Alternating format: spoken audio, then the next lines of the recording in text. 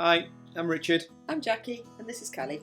We're Early Retirement Wanderlust, and in this video we're going to take you through steps that we took when we made the decision to early retire.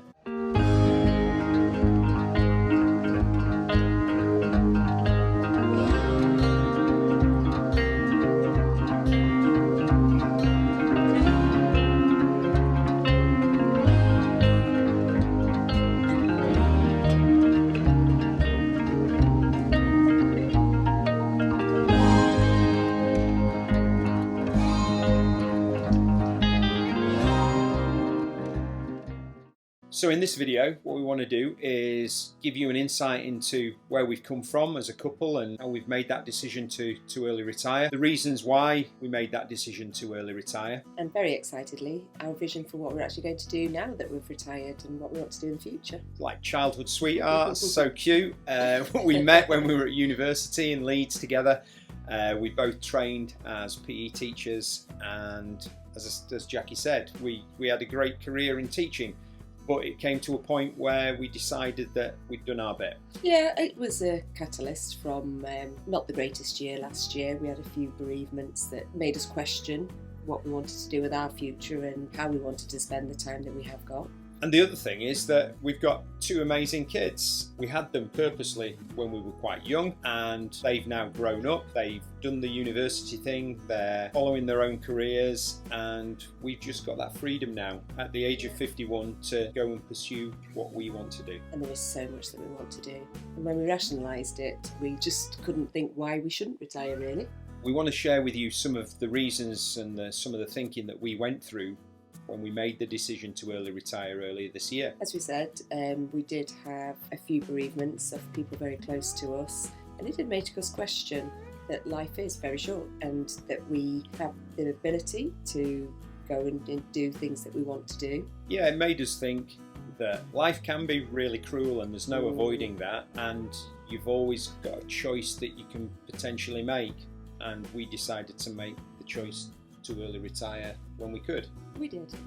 Lockdown, we came out of lockdown, not the greatest experience for anyone really. But there were a lot of good things in terms of lockdown keeps. So, we were both teachers, we worked throughout lockdown. It was a bit of a strange experience for us because normal 9 to 5 we were out there teaching the kids, and then we'd come home and we were locked down. But we had the opportunity to realise that there were certain things that we really did value out of lockdown. So things like having the family close. Yeah, that was really good. We had Luke that was at university at the time, and he came and lived with us. Yeah, we did have a really special time with him. Yeah, and also realising that we live in an amazing country and there's so much stuff just on your doorstep that we had no idea even existed. We've called our website and our YouTube channel Early Retirement Wanderlust because the thing that we really have loved doing over the last few years since we bought our campervan Nelson is travel, and it's something that we just passionately want to do more of. We want to explore and find places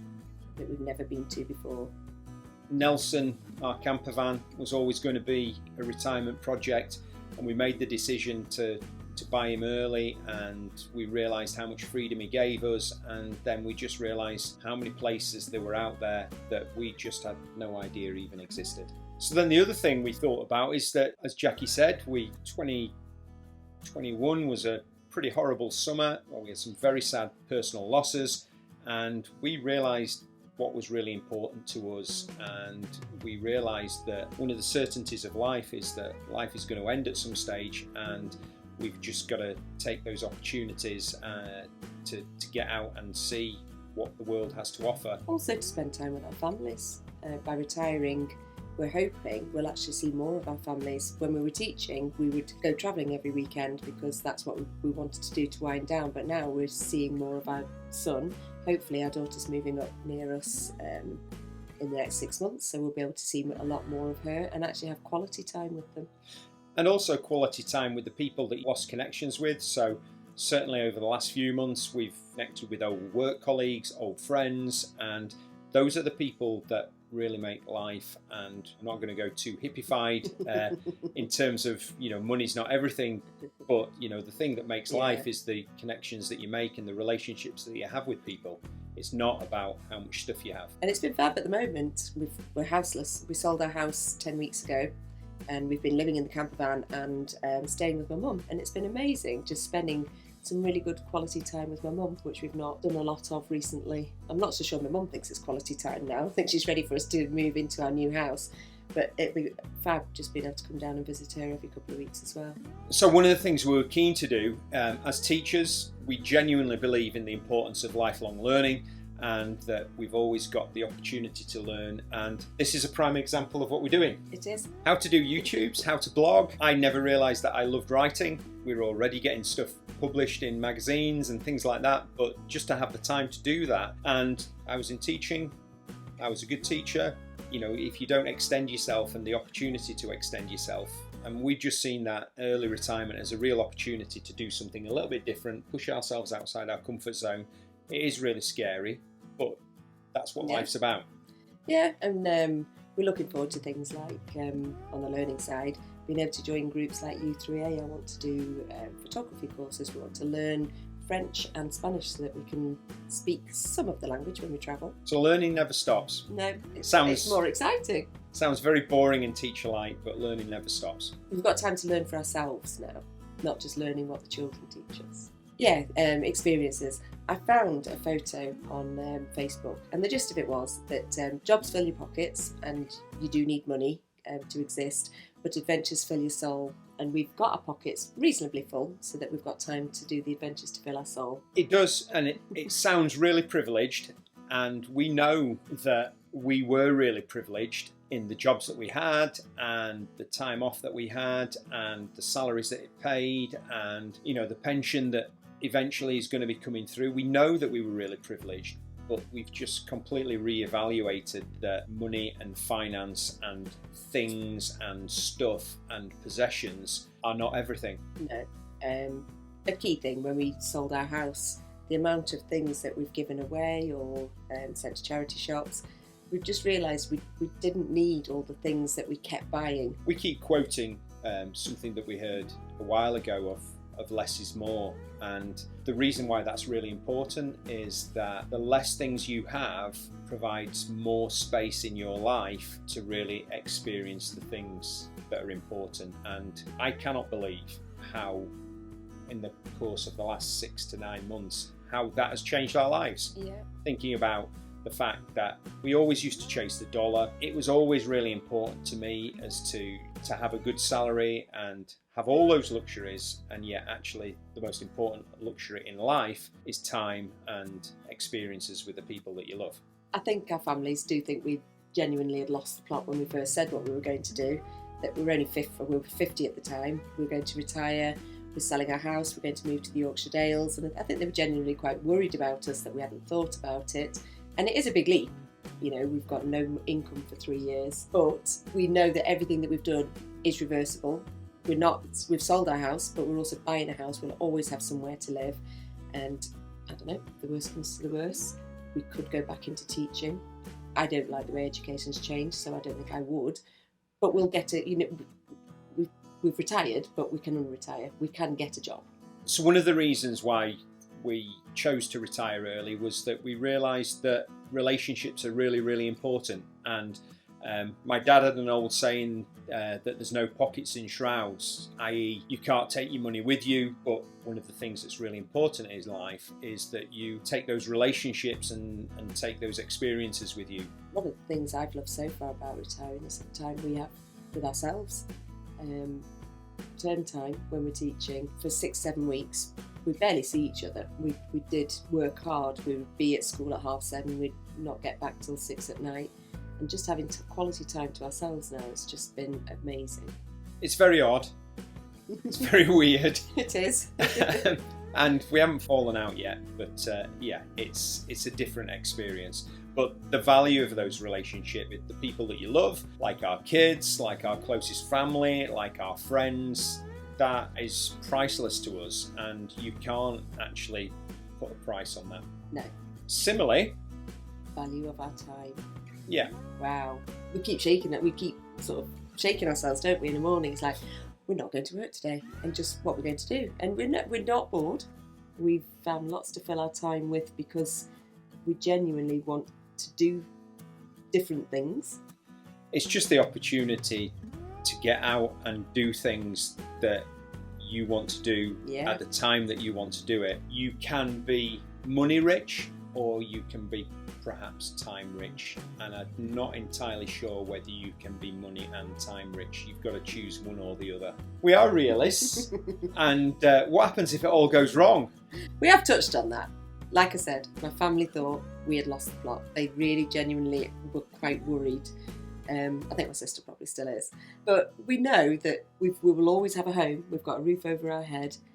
We can get another job. And we will. We know we'll get little jobs. We know that in our plans we've only got 3 years to survive in early retirement without a salary, and we know that we can do that based on the money that we've saved and the financial plans that we have, and also the catch-all that if it all goes pear-shaped, that we can go and do those jobs that will give us the money to survive month by month. So when we were then thinking about early retirement, we had to go from thinking about it to actually doing it, and what were the key steps. And naturally the first decision that you've got to make is can you afford it? We're going to talk in some of our later videos that are going to follow on from this about the financial planning and the steps that you have to take in order to be able to make it real. But you have to, there's no point burying your head in the sand. You have to be really realistic, and there is a certain amount of income that you need to be able to live. You've got to decide where that line actually is, because you can always live a more expensive life and you can always live a cheaper life, and you've got to decide. And we do know for the next 3 years we will have to watch our money.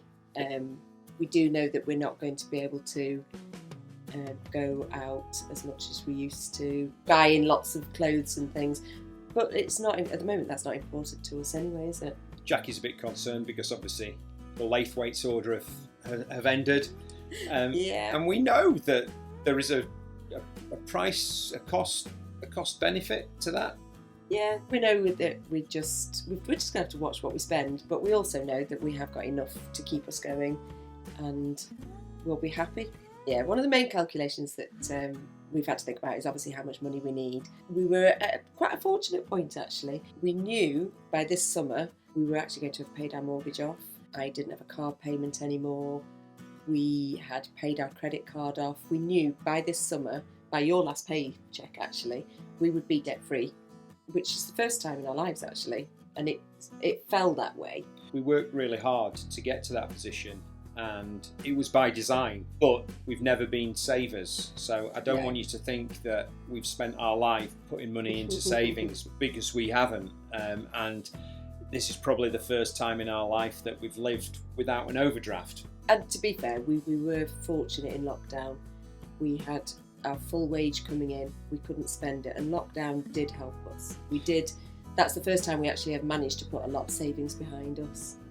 And it did make us realise that, not that we were leading a frivolous life, but it did make us realise that we were probably spending perhaps too much of our money on stuff and not really focusing on what the important things were in life. We're in a very lucky position in terms of the pension that we can get as a teacher. We can access at a cost our pension at 55, so we know that we've been able to bring the timescale back considerably as to when we could retire, rather than having to think about retirement at 65 or 67. We spent some time speaking with professionals because we have no idea of investments, we have no idea how much it's going to be worth, and we've just taken professional advice that has given us really honest figures about what we can access at the age of 55, and we're quite happy with that.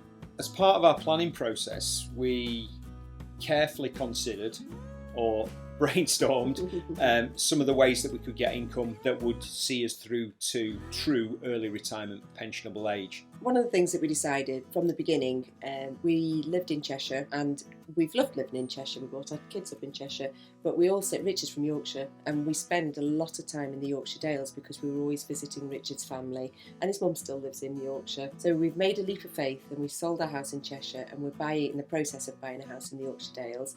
It will be our primary home. It's not a house that we're doing as a rental, full-time rental. But we also thought that to fund some of our travelling and to fund some of our early retirement, that we could rent it out.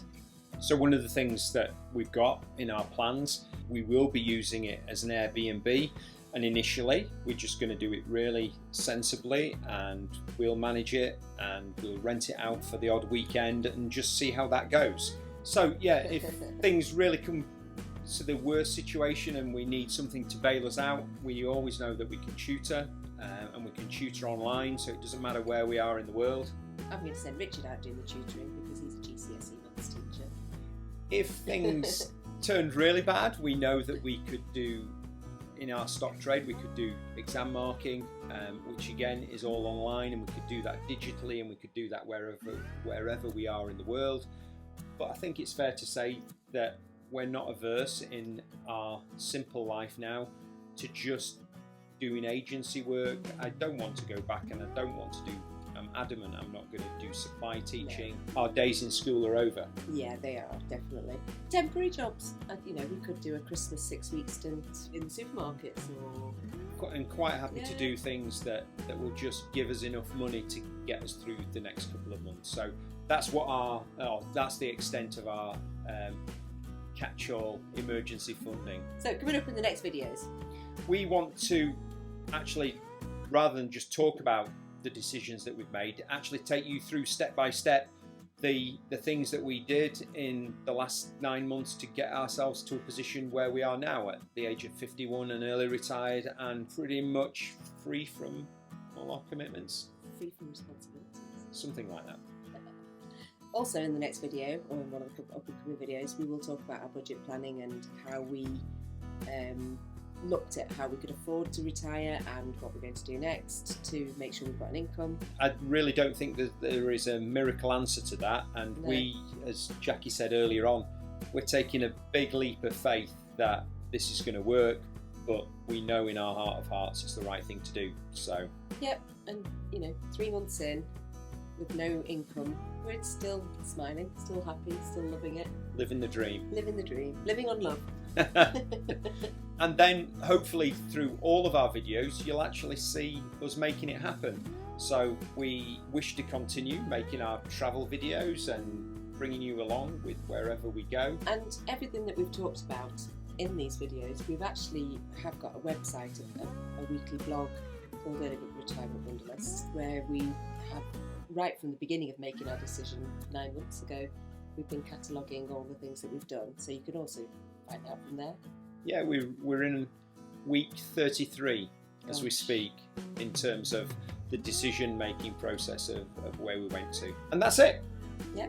It's not been our usual video. We've not been out and about travelling. We've got a week of dog sitting. We have. We've got Callie for a week. My sister has gone away with my mum to Yorkshire for a week, and we said we'd dog sit on the condition that we could have a house for a week, because we've been living in a van, a fridge full of food, and free access to her wines. She's come good on all of those so far. And cheers, Jen. Cheers. And Callie is great company. And very shy. She's hid her head. See you later. Bye.